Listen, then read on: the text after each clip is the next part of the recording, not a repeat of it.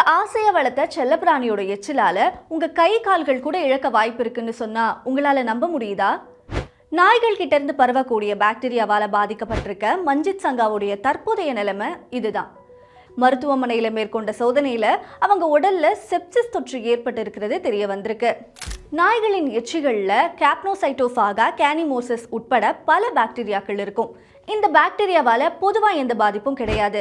ஆனா நாய்கள் கடிக்கிறதாலேயோ இல்ல நம்ம உடம்புல ஏற்பட்ட காயங்கள்ல நாயுடைய உமிழ்நீர் படுவதாலேயோ இந்த பாக்டீரியா மனிதர்கள் ரத்தத்துல பரவி செப்சிஸ் தொற்றை ஏற்படுத்தலாம்.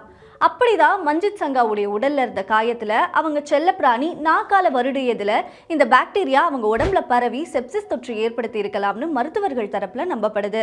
குறிப்பா நோய் எதிர்ப்பு சக்தி குறைவா இருக்கவங்களுக்கு இது போன்ற தொற்று ஏற்பட வாய்ப்பு இருக்கும்னு மருத்துவர்கள் சொல்றாங்க. நம்ம கை கால்களில் சின்ன சின்ன போர்ஸ் இருக்கும், துளைகள் இருக்கும். அது போக வந்து நம்மள அறியாமே நம்ம கையிலையோ கால்லையோ சின்ன சின்ன ஓப்பன் வூண்ட் இருக்கலாம். ஸோ அதில் வந்து அனிமல்ஸ் வந்து லிக் பண்ணாமல் பார்த்துக்கணும். இல்லை லிக் பண்ணுச்சு அப்படின்னா இமீடியட்டாக அதை போயிட்டு நீங்கள் ஒரு ப்ராப்பராக அதை வாஷ் பண்ணிக்கணும். இப்படியான கொடிய தொற்றால பாதிக்கப்பட்ட மஞ்சித் சங்காவுக்கு சிகிச்சையின் போது 6 முறை மாரடைப்பு ஏற்பட்டு பல உறுப்புகள் செயலிழந்து கோமா நிலைக்கே போயிருக்காங்க.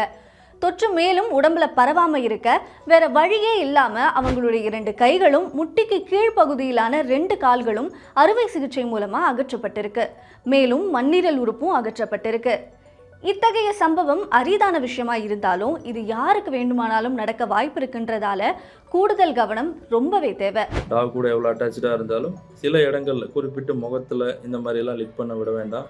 அண்டு காலில் கையில் லிக் பண்ணுறாங்கன்னா சேஃப்டிக்கு நீங்கள் வாஷ் பண்ணிக்கிறது நல்லது. இது நம்மளோட ஹைஜீனுக்குமே நல்லது தான். ஸோ இந்த லெவலுக்கு நீங்கள் கேர் எடுத்துக்கிட்டால் போதும். டாக்ஸும் நல்லா இருப்பாங்க, நம்மளும் சேஃபாக இருந்துக்கலாம்.